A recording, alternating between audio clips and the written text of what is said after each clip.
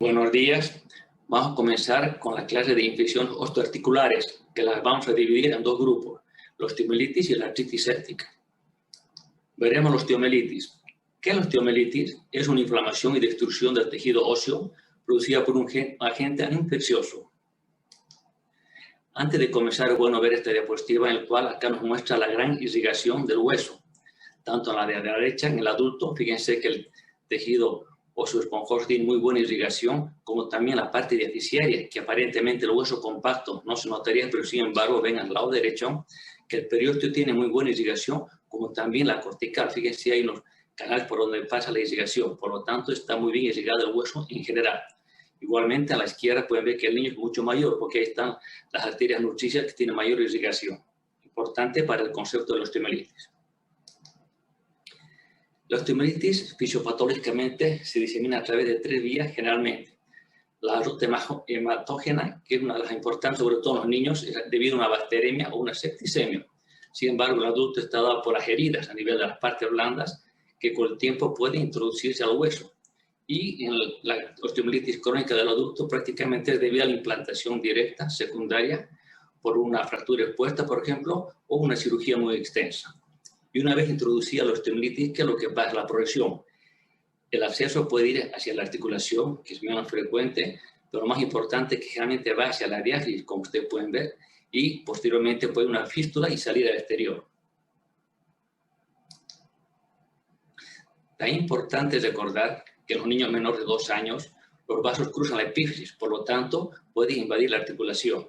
En cambio, cuando es mayor a 2 años, la epífisis está cerrada. Entonces, ¿qué pasa con la pus? La infección se va hacia el canal o hacia afuera.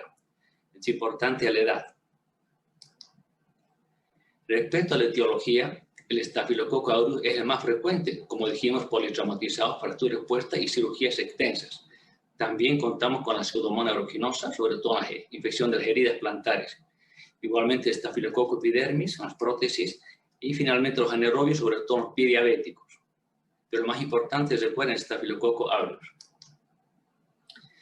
¿Cuáles son los grupos de riesgo? Los inmunodeprimidos, implantes, la cirugía agresiva, que como ya la vimos, diálisis y las úlceras por decúbito. Respecto a la clínica, la parte aguda, hay un dolor al movimiento, la palpación, una posición antálgica, por ejemplo, la rodilla está en inflexión por el dolor, hay fiebre, la localización está signo de edema, inflamación, rubor, ardor y una cojera o los niños se niegan a andar. En cambio, la osteomielitis crónica, que es la más frecuente en el adulto, y hay antecedentes de traumas, cirugías, prótesis, diabéticos, mucho más.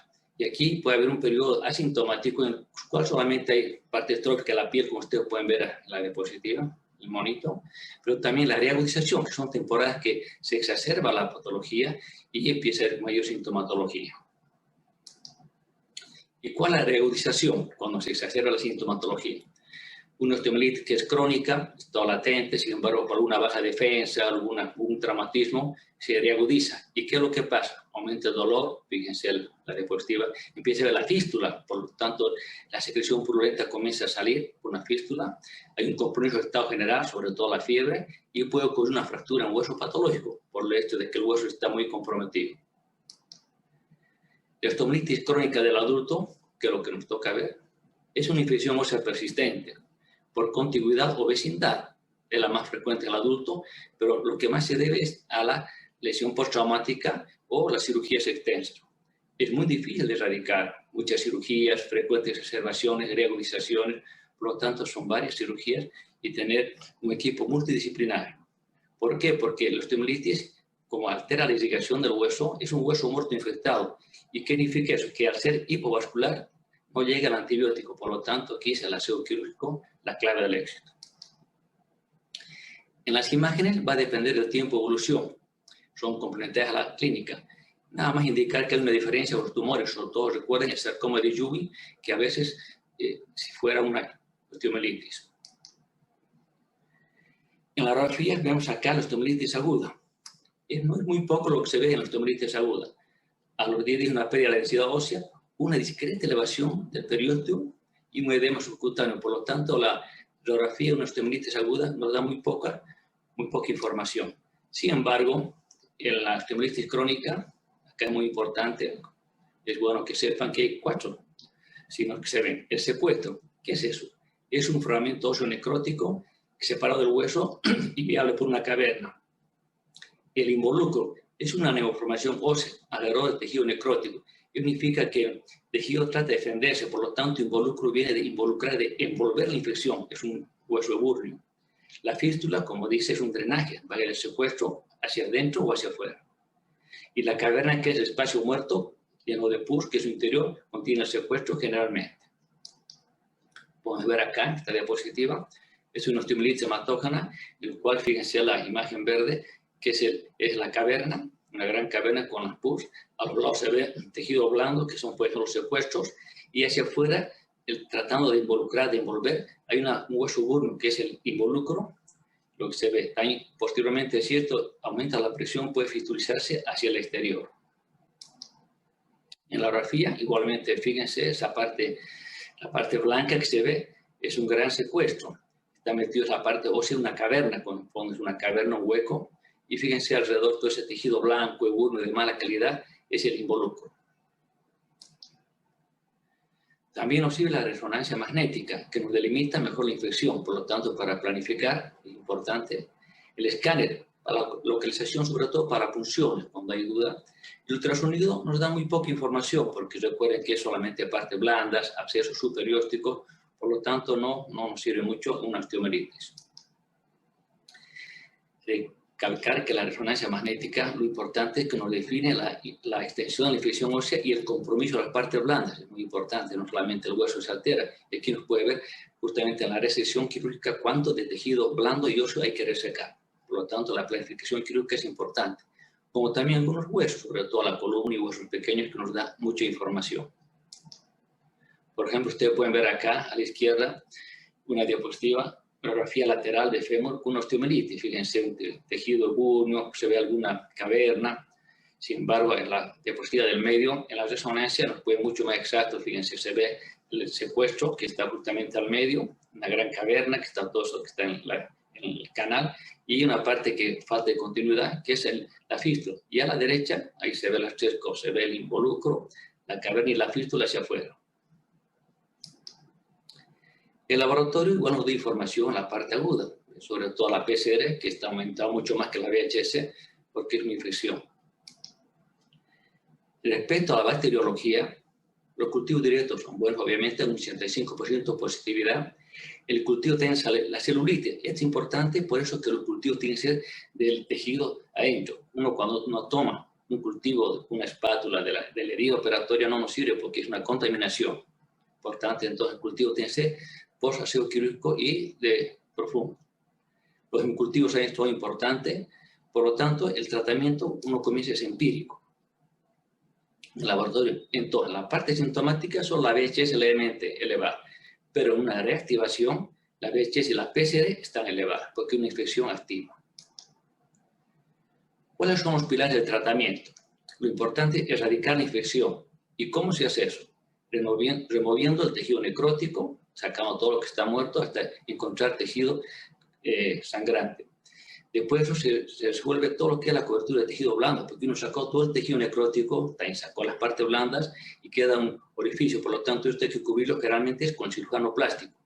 Y con ese orificio, ¿qué es lo que se hace? Hay que ver la estabilidad del hueso y la función del hueso. Por lo tanto, todo esto el paciente tiene que ser hospitalizado por 2 motivos. Uno, porque recuerden que son varias cirugías, y otro por el tratamiento endovenoso, que es efectivo. Entonces, el tratamiento, ¿cuáles son los principios? Tratamiento antibiótico para evitar una bacteremia y el germen neutralizarlo, y optimizar condición local, general, justamente una diabetes, estabilizarla, mantener la estabilidad, la función de la extremidad y prevenir las reactivaciones, que es lo más importante y lo más difícil en una osteomelitis crónica.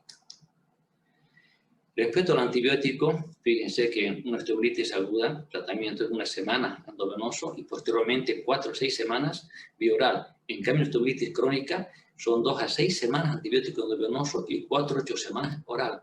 Prácticamente son entre 3 y 12 meses de tratamiento en una osteomelitis crónica.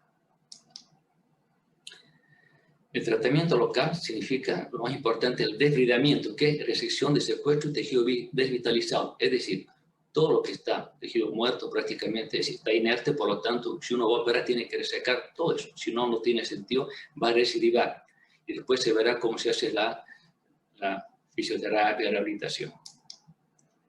Respecto a las complicaciones, como ustedes pueden ver acá, no son pocas. ¿Y qué es lo que pasa? Debido a que son una falla de tratamiento antibiótico, gérmenes polimicrobianos, y además, ¿qué es lo que pasa? ¿Por qué es importante el antibiótico? Para evitar una bacteremia, para evitar una producción de osteomelitis, y además también la extensión de la infección, una artritis, una meningitis, un acceso vertebral, por lo tanto el antibiótico es importante. Y también puede haber una fractura en el hueso patológico, que si llegara a haber una fractura en una osteomelitis, realmente es muy difícil que consolide, porque recuerden que el involucro es un hueso de muy mala calidad, por lo tanto, la peor complicación de una fractura, un hueso patológico, una osteomelitis. El pronóstico. Una osteomelitis aguda, buen pronóstico interrogado, porque realmente tiene que ser agresivo, con un buen antibiótico, eso inmediatamente, pero es mucho mejor. En cambio, la osteomelitis crónica es mucha residencia. Fíjense aquí, después de haber hecho un buen tratamiento, hay un 30% por el año que puede recidivar. Sobre todo, realmente soy una pseudomonas aeruginosa en pacientes con diabetes o inmunodeprimidos. Finalmente, a la conclusión, la osteomelitis crónica sigue presentando altas tasas de reactivación, hasta un 30%, a pesar de los avances del tratamiento. Bueno, mejores antibióticos, mejores técnicas quirúrgicas, sin embargo, es bastante la recidiva. Entonces, el desafío es no solo el tratamiento, sino la prevención, manejo correcto de la fractura expuesta, buen aseo quirúrgico, desligamiento, resección de todo el tejido estabilizado, la cobertura de partes blandas, tratamiento precoz antibiótico y el fijador externo. ¿Para qué? Porque uno reseca todo y queda un hueso, un gap, un orificio, y eso si uno coloca una placa no es posible porque es un cuerpo extraño, por lo tanto hay que tener la fijación externa y tratamiento específico.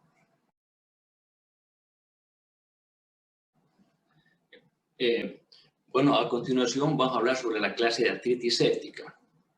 Antes de comenzar, esta clase es muy importante. ¿Por qué? Porque todo médico debería saber adecuado sobre qué es la artritis séptica. ¿Por qué?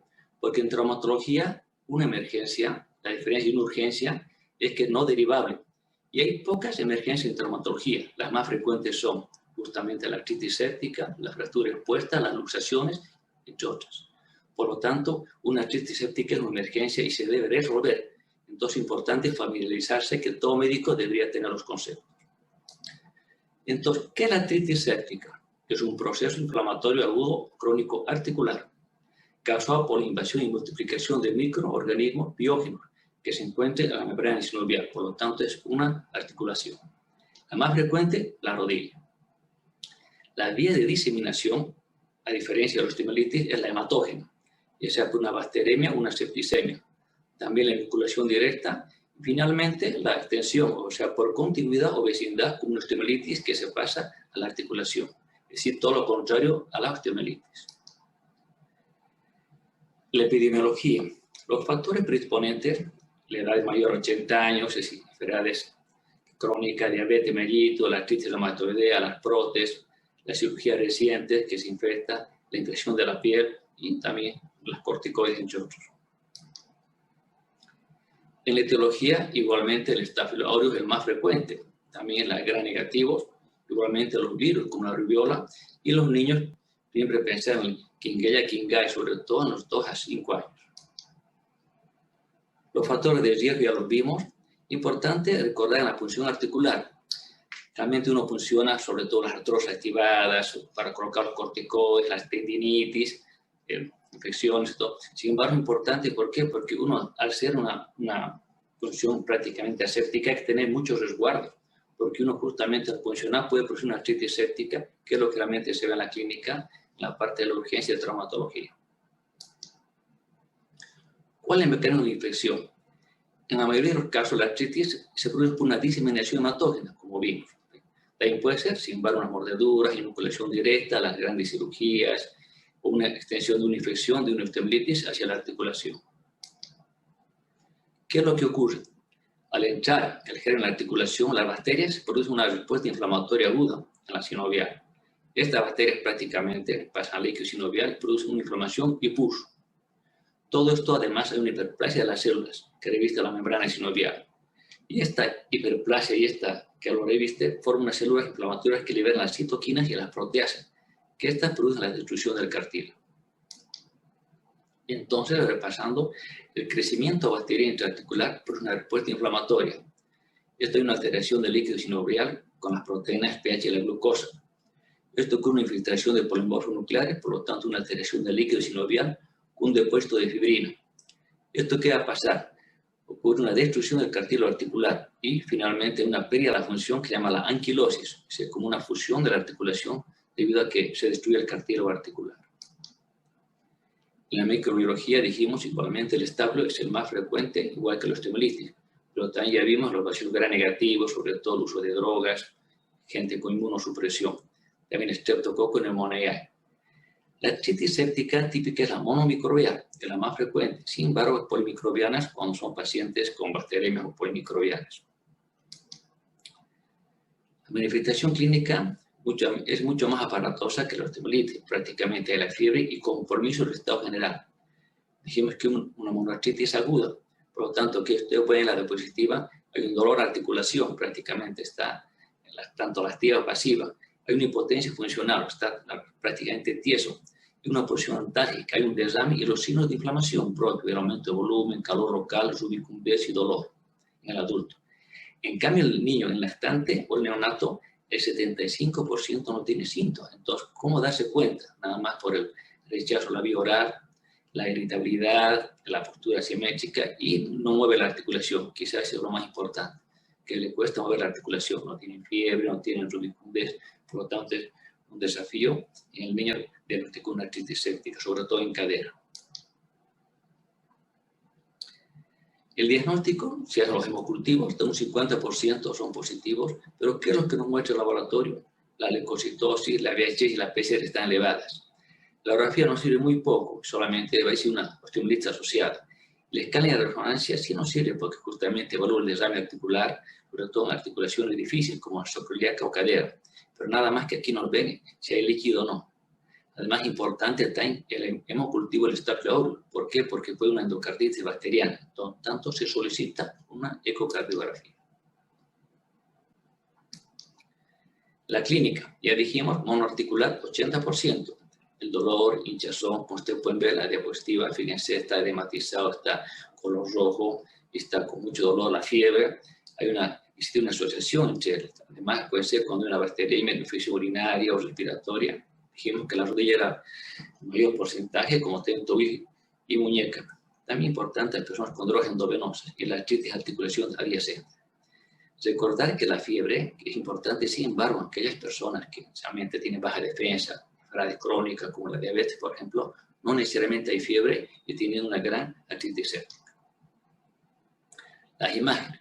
Dijimos que la ecografía inicialmente no nos sirve. ¿Por qué? Porque los signos son muy pocos, solamente un aumento del volumen de la articulación.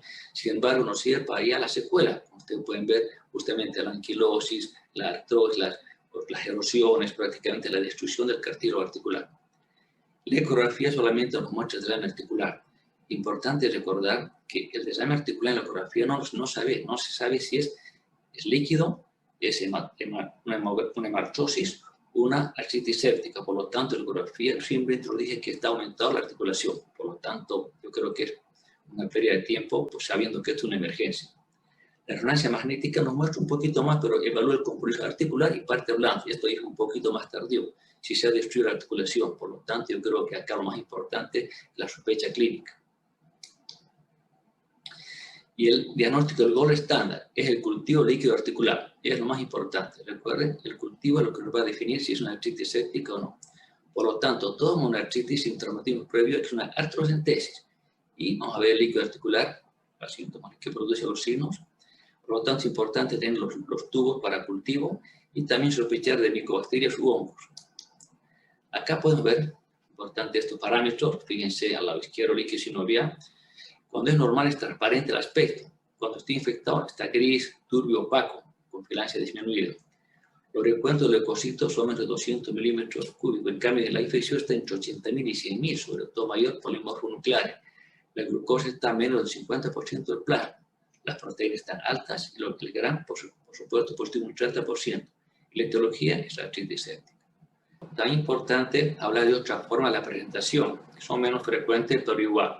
Es la gonocócica, la viral, la tuberculosa y la micótica. Sobre todo la viral, más frecuente, fíjense, poliartritis de muñeca en los dedos y lesiones cutáneas, sospechar que es viral. El tratamiento. Los pilares fundamentales es, en primer lugar, el aseo quirúrgico, lo más importante, y también la terapia antibiótica.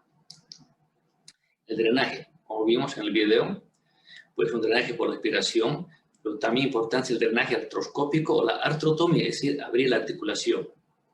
El drenaje quirúrgico, que es abrir la articulación, o el drenaje artroscópico, sobre todo en cadera, hombro, infección protésica y en cualquier articulación que no mejore con la aspiración con aguja.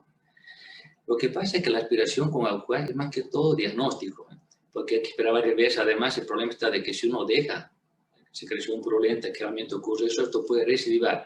Por lo tanto, idealmente el drenaje quirúrgico, es decir, la artrotomía. ¿Cuáles son las secuelas? Mayor secuelas a menor edad y más tiempo de diagnóstico. Acuérdense que esto, ¿qué pasa? Con las enzimas se van degradando la articulación y van destruyendo la articulación. Por lo tanto, mientras más tiempo pasa, es peor el diagnóstico y el pronóstico. En el adulto, ¿qué es lo que ocurre? Hay una erosión cartilaginosa y la artrosis o la anquilosis que dijimos. Y además, ¿qué puede pasar? Como vimos, que esto puede diseminarse y producir una osteomelitis en el hueso. En los niños hay una destrucción del cartílago articular que afecta a la metástasis en el desarrollo, por lo tanto, una escuela permanente, luxación patológica, acortamiento, alteración de eje. Cabe recalcar que al principio dijimos que la artritis séptica es una emergencia quirúrgica, por lo tanto, sobre todo en los niños que hay muy poca patología y sabiendo que precozmente hay una destrucción del cartílago articular y uno sospecha que por lo menos una artritis séptica de cadera, es mejor abrir la articulación inmediatamente, porque esperar que la ecografía, resonancia, prácticamente ¿qué ocurre? Hay una destrucción del cartílago articular si uno realmente una cirugía no precoz. Los pilares del tratamiento, por lo tanto, lo más importante es el aseo quirúrgico, lo más importante. Los antibióticos, igualmente, además no solamente para los gérmenes, sino para evitar una bacteremia. Y también la analgesia, obviamente por el dolor, los antiinflamatorios y la inmovilización. Recuerden que la artritis séptica es bastante dolorosa, por lo tanto hay que inmovilizar las primeras etapas. Finalmente, para recordar, toda artritis séptica requiere aseo quirúrgico inmediato, ojalá dentro de las 24 horas o lo posible.